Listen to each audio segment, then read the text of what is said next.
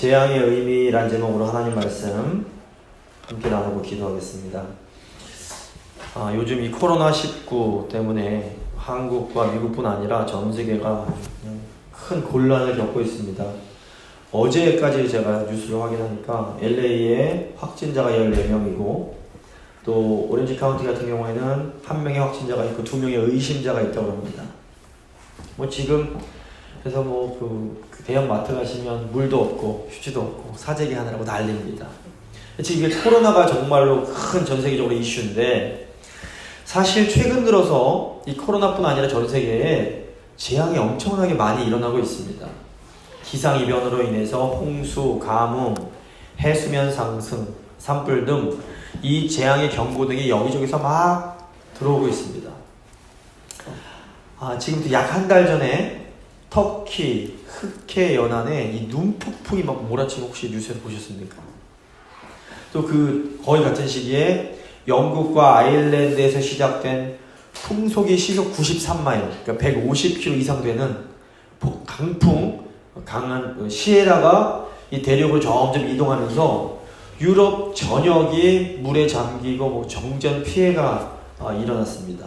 스웨덴에서는 배가 뒤집혀서 탑승자가 숨지거나 실종되는 인명피해가 발생을 하고 바람이 어찌나 강한지 뉴스 보니까 비행기가 막 이륙을 못하고 그래서 수백 편의 운항이 취소되고 바다의 배들도 다 멈추고 이런 일들이 일어났습니다. 폭풍에 직격탄을 맞은 벨기에, 독일, 네덜란드 등 이 대륙 북부 국가들에서는 휴교가 되고 교통이 마비되는 등 아주 엄청난 혼란이 이어졌습니다. 또 브라질 최대 도시인 상파울로가 집중호우 때문에 완전히 마비가 되었습니다. 이틀 동안 110mm가 넘는 폭우가 막 쏟아져서 그 상파울로 시내 곳곳에서 집이 무너지고 도로가 침수되고 학교들은 휴업에 들어가고 지하철도 운행이 마비되는 등 엄청난 일이었습니다. 하루에 7,600여 건의 구조 요청이 접수가 되고 많은 사망자가 발생을 했습니다. 이렇게 지금 코로나가 문제지만 코로나뿐 아니라 전 지구적으로 재앙들이 일어나고 있습니다. 제가 그렇게 특별히 겁을 들이려는 것은 아니고 우리가 지금 재앙의 시대를 살아가고 있다는 것을 기억할 필요가 있습니다. 우리가 이제 국내외적으로 막 정말 끔찍한 재앙들이 일어나는 것을 보면서 왜 이런 일들이 일어날까 이런 궁금증이 생깁니다. 많은 분들이 그 이유를 말세라는 곳에서 찾고 싶어 합니다. 정말 성경 보시면 말세에 곳곳에 지진이 일어나고 큰 재앙과 기근과 전쟁이 있을 것을 분명하게 가르칩니다. 근데 또 한편 잘 생각해보면 예수님께서 부활 승천하신 이래로 2000년간 우리가 사는 이 지구에는 계속해서 지진이 일어나고 기근이 있고 전쟁이 있어 왔습니다. 이런 재앙이 끊임없이 있었습니다. 제가 종말론을 강의할 때도 말씀드렸지만 우리는 예수님께서 승천하신 이후로 다시 오실 때까지 계속해서 말세, 즉 종말을 살아가고 있습니다. 그래서 말세를 살아가는 우리는 계속해서 예상치 못한 재앙과 어려움에 직면할 수밖에 없는 것입니다. 문제는 우리가 이렇게 늘 만나게 되는 이런 재앙들을, 이런 어려움들을 우리가 어떻게 받아들이고 어떻게 이해해야 하는가 하는 것입니다. 사람들이 이 재앙에 대해서 잘못 생각하는, 오해하는 경우가 너무너무 많습니다. 한쪽으로 치우쳐서 받아들입니다. 근데 이렇게 하나님을 잘못 이해하는 것이 사실은 하나님에 대한 오해에서 비롯되는 경우가 많습니다. 그래서 먼저 오늘 말씀 통해서 이 재앙에 대한 두 가지 잘못된 반응에 대해서 생각해보고 마지막으로 그럼 재앙에 대해서 우리가 어떻게 바르게 반응해야 되는지를 생각해보겠습니다. 세 가지인데 첫 번째는 잘못된 반응은 판단하는 것입니다. 두 번째 잘못된 반응은 원망하는 겁니다. 세 번째로 바른 반응은 회개입니다. 먼저 판단 보겠습니다. 재앙에 대한 첫 번째 잘못된 반응은 재앙을 당한 사람이 무언가 잘못했기 때문이라는 판단입니다.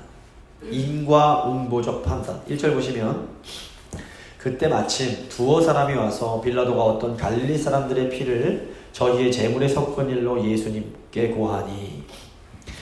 어떤 사람들이 예수님께 찾아와서는 당시 이제 유대를 다스리던 빌라도가 한 일에 대해서 보고를 드립니다.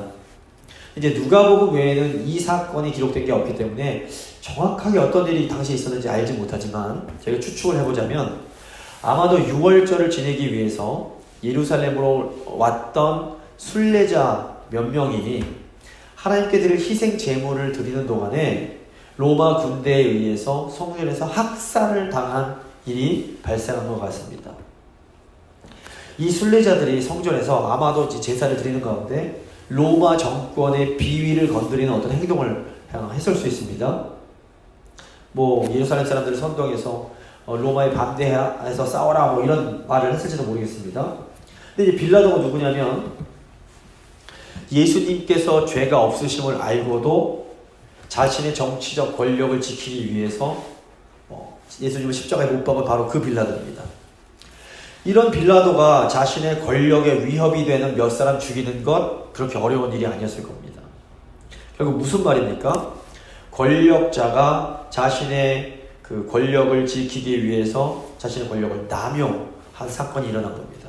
이 역사 보시면 이게 정치적인 힘을 가진 사람들이 자신의 그 권력을 지키기 위해서 힘없는 백성들에게 잔인한 만행을 저지르는 일들이 종종 일어납니다.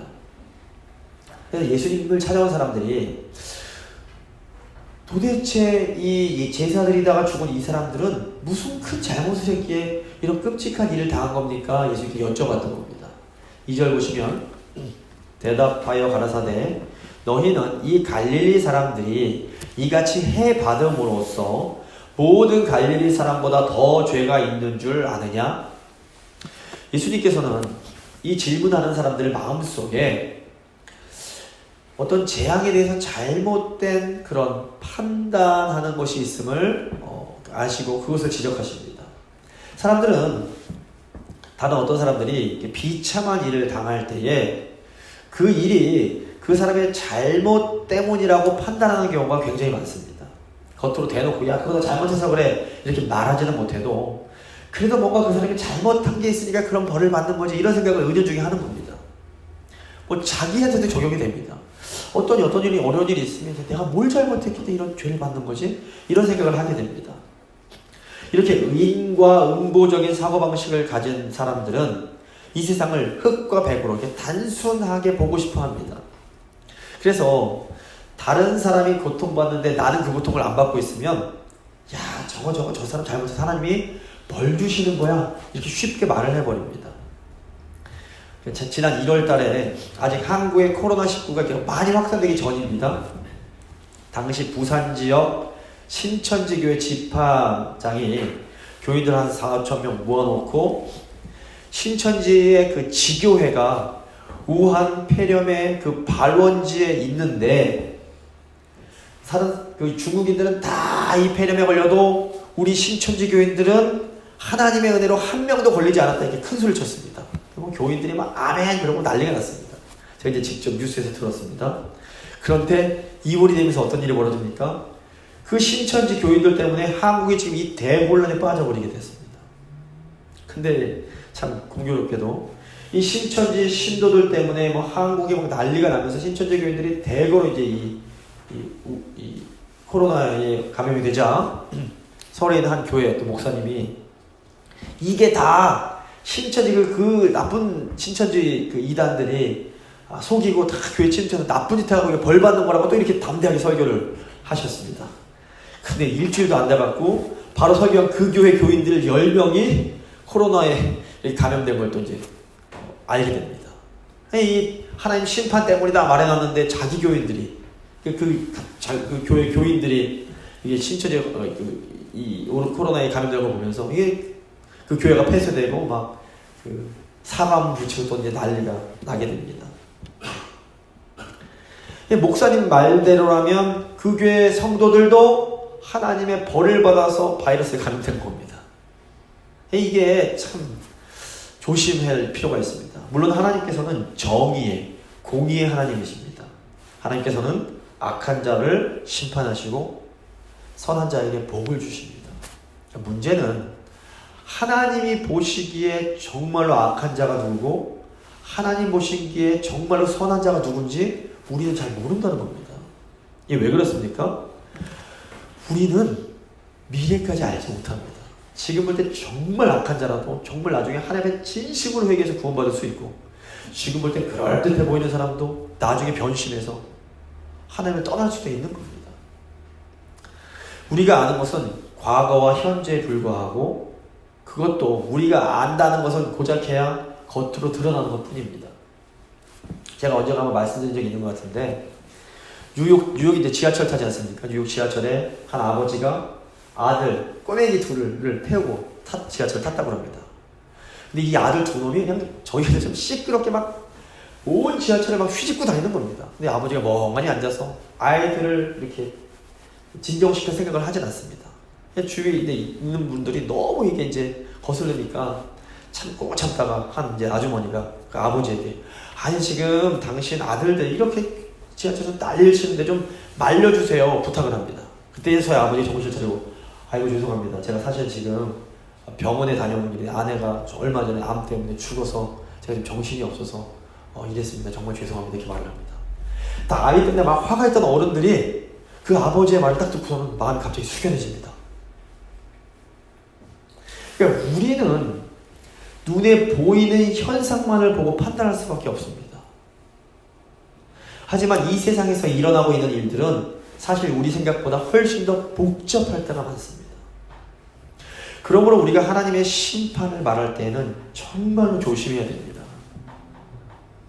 우리가 이유를 다 알 수는 없지만 신실한 하나님의 사람들도 재앙으로 고통받을 수 있습니다. 중국 우한 지역에 지하교회가 많았던 건 아실 겁니다. 지금 코로나에 중국 우한에서 코로나에 감염된 분들 중에서 신실한 그리스도인들이 많이 있습니다. 또 한국에서 감염된 분들 중에서도 신실한 하나님의 사람들이 있습니다. 이분들이 정말로 하나님께 특별한 어떤 나쁜 죄를 지었기 때문에 이런 재앙의 고통을 받는 것일까요? 그렇지 않습니다. 우리가 단순하게 세상을 인과 음보적으로 흙과 백으로만 보면 안 되는 이유가 바로 이 때문입니다. 성경에서 이렇게 인과 음보적으로 세상을 보는 대표적인 사람들이 욥의 친구들입니다. 욥의 친구들이 자신들이 가진 그런 단순한 논리로 자기 친구 욥을 판단합니다. 물론 욥을 사랑해서 하는 말이긴 한데, 욥 당신이 이렇게 고통받는 거 당신이 뭔가 하나님한테 잘못한 게 있기 때문에 그런 거야, 이 얘기를 하는 겁니다. 하지만 나중에 보면 하나님께서는 고난을 당했던 그 욥이 고난당하지 않았던 욥의 친구들보다 더 의롭다라고 말씀하십니다. 욥이 당한 고난은 친구들이 생각했던 것처럼 그렇게 단순한 게 아니었던 겁니다. 욥도 물론 인간에게 죄인이지만 욥이 다른 사람들보다 더 큰 죄를 지었기 때문에 더 큰 고난을 당한 것은 아니었습니다. 욥이 고난당한 것은 하나님의 특별한 계획이 있었기 때문입니다. 저희가 요즘 보고 있는 요셉도 마찬가지입니다. 요셉이 자기 형들보다 더 많은 고난을 당했는데 그것이 요셉이 자기 형들보다 더 큰 죄를 지었기 때문은 결코 아닙니다. 요셉은 도리어 형들을 구원하기 위해서 고난을 당했던 겁니다. 그러므로 우리는 사람들에게 임하는 어떤 재앙을 보면서 저게 다 저 사람이 뭔가 하나님께 죄를 지었기 때문에 하나님이 벌을 내리시는 거야, 이런 식으로 판단하고 말해선 절대로 안 되는 겁니다. 우리 주위 보시면 뭐 재앙이 아니더라도 여러 가지 어려움을 겪는 분들이 많이 계십니다. 예수님 잘 믿으려고 정말 순종하려고 애쓰시는데도 경제적인 어려움이 있을 수 있고, 가정적으로 어떻게 어려움이 있을 수 있고, 또 건강적으로 어려움이 있을 수 있습니다. 물론 우리가 하나님께 정말 잘못해서 징계받을 때도 있습니다. 하지만 그렇다고 해도 인간인 우리는 절대로 다른 사람의 불행에 대해서 또 나의 불행에 대해서도 함부로 판단하고 말하면 안 됩니다. 어떤 사람의 죄에 대한 판단과 심판은 전적으로 하나님의 몫이지 우리의 몫은 아닌 겁니다. 근데 우리는 너무 쉽게 다른 사람을 판단하고 심지어 정죄하고 싶은 유혹이 들 때가 많습니다. 물론 우리 눈으로 봐도 정말 못된 사람들이 있습니다. 그 사람들 보면 야, 하나님도 분명 저 사람 싫어하실 거야 그러면서 막 도를 넘어서 그 사람 판단하고 정죄하고 욕을 합니다. 물론 어떤 사람이 잘못된 행동을 할 때에 우리가 야, 이 사람 이 행동 정말 잘못된 행동이야 판단할 수 있고 말할 수 있습니다. 근데 딱 거기까지만 해야 됩니다. 누가 잘못된 행동을 한 것에 대해서 그 사람의 인격까지 모독하고 그 인간 정말 몹쓸 인간이야 이런 말은 함부로 해서는 안 되는 겁니다. 사실 마귀가 우리에게 원하는 게 바로 이겁니다. 잘 생각하셔야 됩니다. 악한 행동을 하는 사람을 보면서 그 사람을 욕하고 그 사람과 싸우다가 우리도 악해지게 만드는 겁니다. 이 괴물과 싸우다가 괴물로 변하게 되는 경우가 굉장히 많습니다. 그래서 사도 바울은 고린도전서 4장 5절 보시면 그러므로 때가 이르기 전 곧 주께서 오시기까지 아무것도 판단하지 말라. 그가 어둠에 감춘 것들을 드러내고 마음의 뜻을 나타내시리니 그때 각 사람에게 하나님으로부터 칭찬이 있으리라. 이게 옳고 그름 분별하지 말라는 뜻은 아닙니다. 저희가 판단할 줄 알아야 되고 분별할 수 있어야 됩니다. 하지만 함부로 정말 하나님처럼 정죄하고 판단하는 것은 안 된다는 겁니다. 우리가 정말 주위에서 종종 못되고 정말 악한 인간들을 보게 됩니다. 이런 사람들이 행동하는 걸 보면 막 정말 마음에서 불이 나고 막 분노가 일어납니다. 그런데 지금도 우리 원수 마귀는 이런 악한 사람들을 이용해서 우리로 하여금 마음으로 죄를 짓게 하려고 계속해서 유혹을 하고 있습니다. 하지만 이렇게 악이 드러날수록 우리는 최종 심판은 오직 하나님의 몫임을 기억하면서 내가 심판자가 되고자 하는 이 마음을 잘 다스려야 됩니다. 모든 심판은 하나님께 맡김으로 선으로 악을 이겨야 하는 것입니다. 두 번째, 원망이 있습니다. 재앙에 대한 두 번째 잘못된 반응은 무고한 사람에게 벌 주시는 하나님이 너무하시다 이러면서 원망하는 겁니다. 3절 보시면 너에게 이르노니 아니라 너희도 만일 회개하지 아니하면 다 이와 같이 망하리라. 예수님은 질문하는 사람들에게 너희도 회개하지 않으면 그들처럼 멸망할 거야 이렇게 경고하십니다. 우리가 다른 사람 고통 겪는 거 보면서 아주 쉽게 판단하고 저 죄 때문에 그래 벌 받는 거야 이렇게 말하기도 하다가도 이게 정작 내가 재앙을 받거나 아니면 내가 너무 사랑하는 사람이 이렇게 고통을 겪는 걸 보면서는 어떻게 말을 합니까? 야 이거 하나님 너무하신데? 하나님 왜 이러세요? 도대체 너무하시는 거 아닙니까? 하나님이 좋은 분이신데 왜 이렇게 착한 사람들에게 고통 주시는 겁니까? 그런데 또 재앙의 이유를 따집니다. 사실 욥이 하나님께 끊임없이 따져 물었던 것도 이겁니다. 제가 하나님을 정말 잘하려고 정말 애썼는데 이게 도대체 하나님 이해가 안 됩니다. 제가 왜 이런 고통을 겪어야 됩니까? 이게 욥의 질문이었던 겁니다. 근데 하나님께서 욥에게 쉬운 대답을 주지 않으십니다. 우리 하나님은 욥에게 내가 땅에 기초를 놓을 때 네가 어디 있었느냐? 네가 깨달아 알았거든 한번 말해보거라 이러십니다. 무슨 말입니까? 과연 너희가 나처럼 전지전능한 존재냐? 과연 네가 나보다 선과 악에 대해서 더 잘 판단할 수 있느냐? 물으시는 겁니다. 우리는 하나님이 아닙니다. 우리는 그저 하나님께서 만드신 피조물에 불과합니다. 근데 우리는 너무 자주 우리가 마치 하나님인 양 착각을 합니다. 첫사람이던 아담과 하와가 받았던 유혹이 너희도 이 과일 먹고 하나님처럼 되라 라는 것이었습니다. 아담과 하와가 선악과를 따먹은 것이 그토록 큰 죄악이었던 것은 피조물이 하나님이 되고자 했기 때문입니다.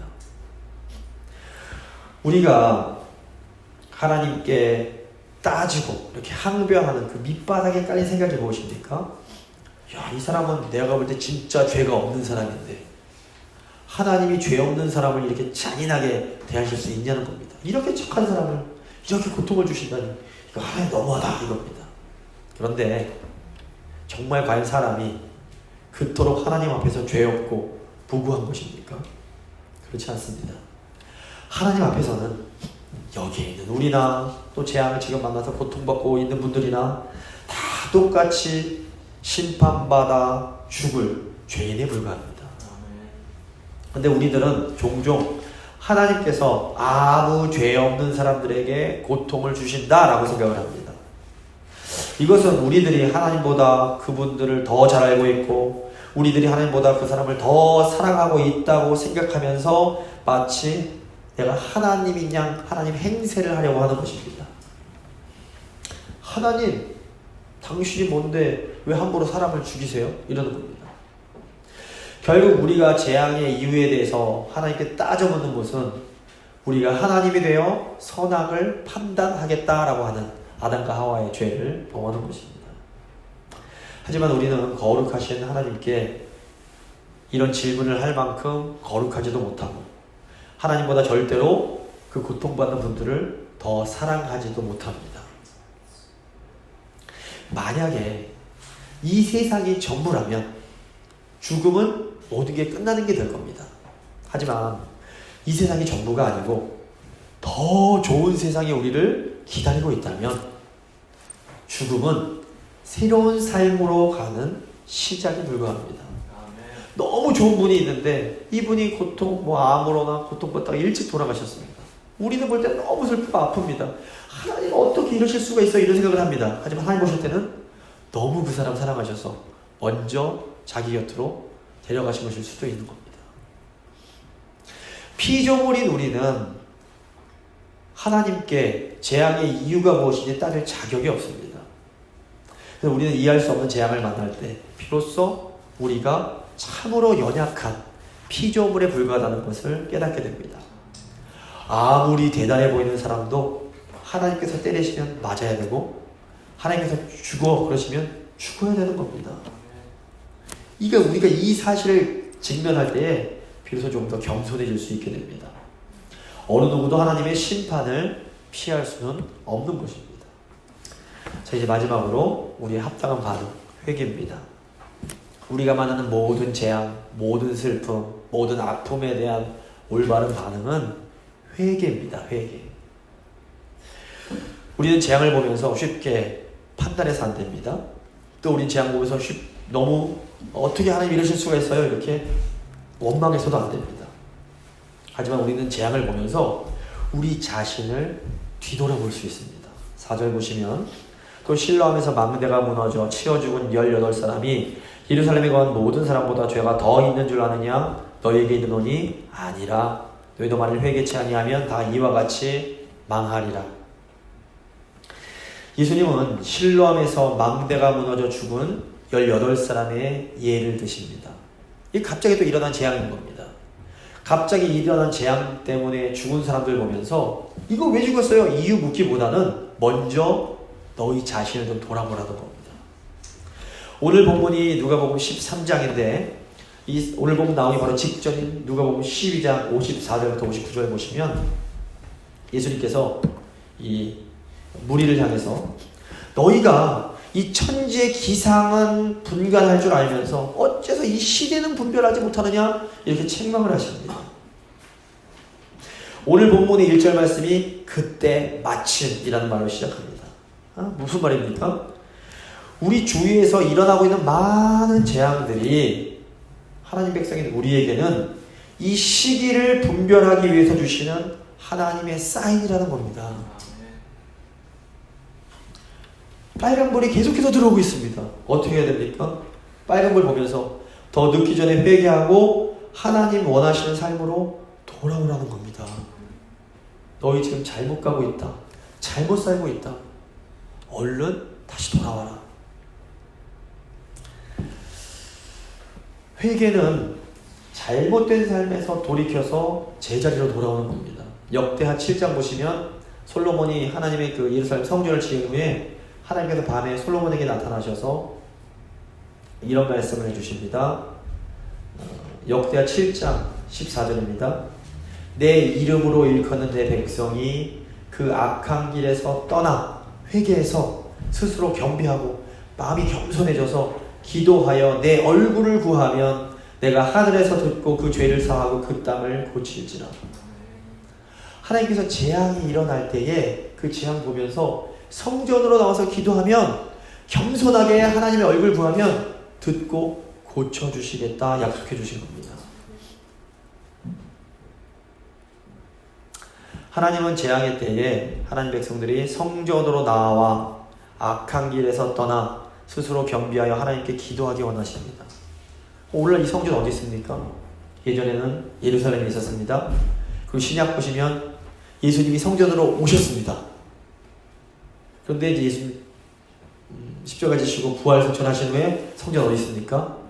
바로 성령이 임한 우리가 바로 성전입니다. 그래서 사도 바울이 너희가 하나님의 성전임을 알지 못하느냐 이렇게 우리에게 묻습니다. 그러면 이제는 재앙이 일어날 때에 우리가 이렇게 교회로 모여서 함께 기도하는 것이 성전에 와서 기도하는 겁니다. 우리가 성전에 와서 성전이 되어서 하나님께 기도하면 하나님께서 그 우리의 기도를 들으시고 이 죄를 사해 주시고 이 땅을 고쳐 주시겠다 약속해 주신 겁니다. 만약에 오늘 밤 12시에 어마어마한 재앙이 이 땅에 일어나서 우리가 다 이제 죽게 된다는 것을 우리가 확실하게 알게 됩니다. 그러면 우리가 그 남은 시간을 어떻게 사용할까요? 늘 그랬던 것처럼 남편이 마음에 안 들어요. 아내가 마음에 안 들어요. 자식들이 마음에 안 듭니다. 막 원망하면서 욕하면서 남은 시간을 보낼까요? 아마 그러지 못할 겁니다. 남은 시간이 정말 너무 아깝기 때문에 우린 이 짧게 남은 시간만큼이라도 하나님을 기쁘시게 하기 위해서 노력할 것입니다. 그동안 내가 잘못한 것에 대해서 다른 분들에게 사과하고 사랑하는 사람들에게 그동안 표현하지 못했던 감사와 그 애정을 마음껏 표현하고 남은 시간을 보내려고 할 것입니다. 바로 이것이 재앙이 우리에게 주는 의미입니다. 다음에 일어날 재앙이 바로 우리 차례가 될 수 있다는 겁니다. 그러니까 더 늦기 전에 빨리 회개하고 돌이켜서 더 뜨겁게 사랑하면서 하나님이 기뻐하시는 삶을 살아가라는 것입니다. 우리는 왜 하나님께서 이 전 세계에 이렇게 많은 재앙들을 허락하시는지 알지 못합니다. 인간적인 차원에서는 이 재앙을 피하기 위해서 최선을 다해야 됩니다. 손도 열심히 씻으시고 가급적 사람이 밀집되어 있는 그런 실내에는 다니지 않도록 조심해야 합니다. 그리고 지금 재앙으로 인해서 고통 당하고 있는 분들을 위해서 기도하며 힘껏 도울 수 있는 것 열심히 도와줘야 됩니다. 하지만 이것이 전부가 아닙니다. 우리에게는 인간적 차원이 아니라 영적인 차원이 있습니다. 하나님 백성들은 우리 주위에서 일어나는 모든 재앙들이 바로 우리를 향한 하나님의 경고임을 알아야 됩니다. 바로 다음이 우리 차례가 될 수 있습니다. 그러므로 우리는 이런 재앙들을 기회 삼아서 빨리 우리 자신을 돌아보고 하나님 앞에서 잘못 살았던 것을 회개하고 빨리 그 자리에서 돌이켜야 됩니다. 나중에 후회하지 않도록 지금 당장 더 많이 사랑하고 용서하며 살아가야 합니다. 말씀 마무리 짓겠습니다. 그래도 감사한 것은 하나님의 경고를 우리가 들을 때에는 아직 늦은 때가 아니라는 겁니다. 주님이 경고하실 때 그 말씀 듣고 돌이키는 사람에게는 소망이 있습니다. 우리에게는 아직 소망이 있습니다. 그리고 하나님 진정으로 회개하는 사람들에게는 항상 언제나 자비를 베풀어 주십니다. 그래서 우리가 재앙의 이유를 판단하고 그 이유를 따지고 원망하기보다는 재앙을 당하는 사람들을 위해서 함께 아파하고 기도하며 하나님이 재앙을 통해서 우리에게 주시는 얼른 회개하고 하나님의 그 뜻으로 돌아오라 라는 이 메시지를 잘 깨닫고 바르게 반응하는 우리 모두가 될 수 있기를 간절히 소망합니다. 믿음의